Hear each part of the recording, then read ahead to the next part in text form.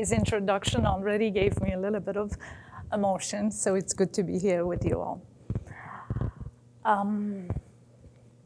As a little girl who was born and raised in the Islamic Republic of Iran, I soon realized that my childhood is as typical as it can get in such a place. I was born in 1984, several years into the Islamic revolutionary era of my country, and in the middle of an 8-year war imposed on us by Saddam Hussein. Soon I realized my life in my country has two separate realities. The life I had inside our home with my family and the one beyond our front door, in public, in the society.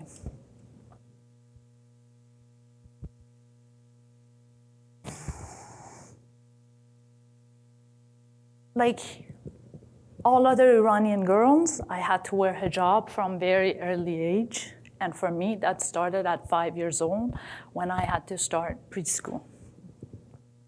Also, like the rest of my fellow Iranian women, I fought very hard to maintain my femininity, but also my strength and my status, my place in a society that was designed to block it anyway.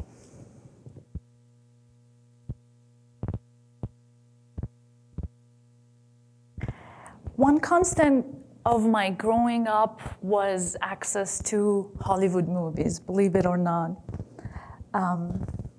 All forms of Western products, including most importantly, the cultural products are officially banned and forbidden in the country by the system. But me and my peers got creative and found ways to listen to American pop music and watch lots of Hollywood movies. So I had the same movie and music idols as most of you did. I also always dreamed about, from a very young age, dreamed about going to America. Probably it was the effect of those movies and listening to those music. I even dreamed about marrying an American. And I remember telling that to my mom when I was only 9 years old. To make my dream come true, I studied English at school, and my first job was teaching English to girls younger than me who had the similar aspirations as I did. And I met the first American, and I fell in love with him. I always say it was love at first sight. And we got married. And that led to journalism. So I always say I'm a journalist by love, not by practice or not by going to school, not by studying it. I'm a journalist by love. His love of journalism made me become a journalist, and that opened so many different opportunities and doors and windows, anything you can imagine to me. We started many days traveling in Iran and reporting, and I loved the job, and I loved the man, and I still love them both, although I'm not actively practicing journalism these days anymore. Lots of press conferences, different trips and travels, foreign minister, president, this, that. Lots of good opportunities, including appearing in different American TV programs. We happened to appear on Parts Unknown, the TV show produced by CNN, with our good friend Anthony Bourdain, who is hard to say, late friend. Lots of great opportunities. I wasn't that little ordinary girl anymore. I was that ordinary girl who rose to become the Bloomberg correspondent in Tehran. So that was very special for me. And I think for my parents, they were very proud. I would like to say so was my husband, because he was my journalism teacher. Until one night, everything crashed down. He and I were arrested in our home.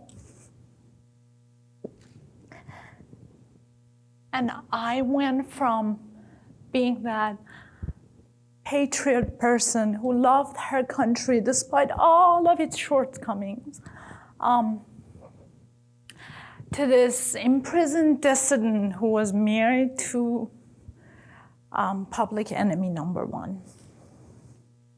Our pictures appeared on frontline newspapers, and our names were mentioned over and over again on primetime news.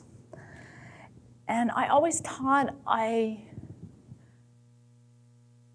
understood and I was able to identify disinformation and propaganda because I was raised in a society like a police state, and I lived my whole life with those things. But all of a sudden, I was the target of all of those. And that was the most difficult experience imaginable. Through a whole year and a half that our ordeal took, and 3 months of my own imprisonment in solitary confinement, and then my husband's ordeal, I learned so many important lessons. Lessons like, if you are born in a totalitarian, or let's say theocracy,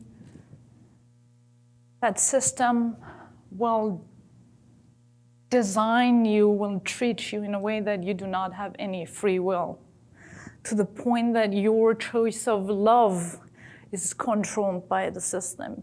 You cannot marry a different citizen, especially an American one, because 40 years of animosity between the two governments will chase and affect every little details of your life, your private life, your love, your family, everything, your loved ones.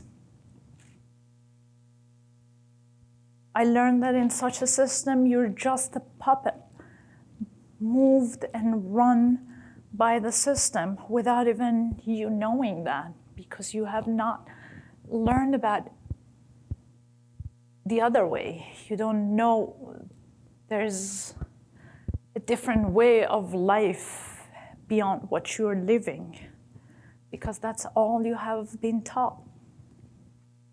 I've learned that your country can easily betray you and turn you into something you're not, for its own purpose,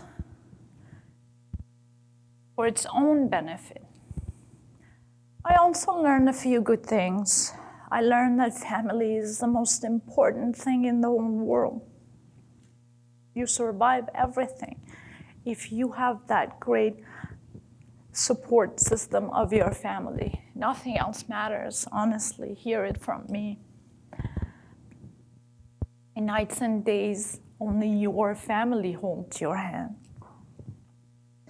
I learned trust, I learned resilience, I learned survival. And suddenly, it ended, and I was exiled from my homeland without a proper chance of saying goodbye to my loved ones, not even my parents. It ended with me and the airplane that I was in taking off without me having a passport or any other form of ID. The girl who fought her entire life to have a status was completely statusless.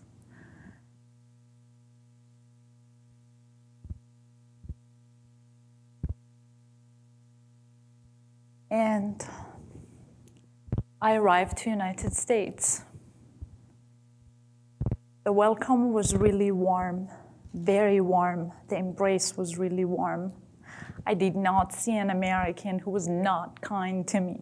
yet. Hopefully that will never happen. But it was short-lived, unfortunately.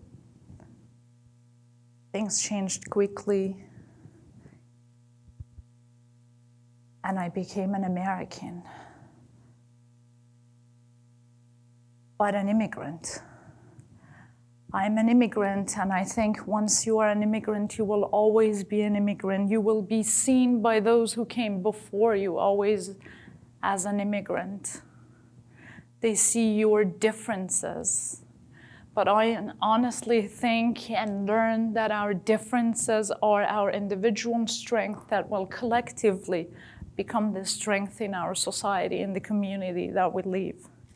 Because much of who I am was formed in a different place that has really good values, but obviously some problems. So I hope what I brought with me, not a passport, not an ID, is the values of being a good human being and add to this great society that has given me the opportunity to live and restart and relive.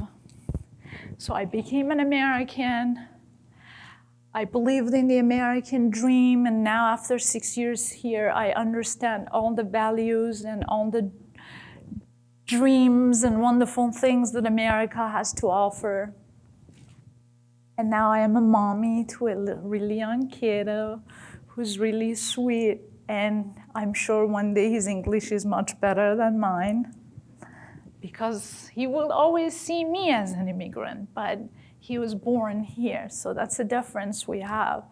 And I want to say again that our differences are our strength. And thinking back, I remember how I always thought America is not just this big country. America is this phenomenon happening to the rest of the world, and how in the Middle East we always dreamed about coming here and becoming an American. And for me, it happened with a difficult story, but I'm sure many millions of us have arrived in this country with much more harrowing stories. And we're all here. And this is a good place to be. Thank you.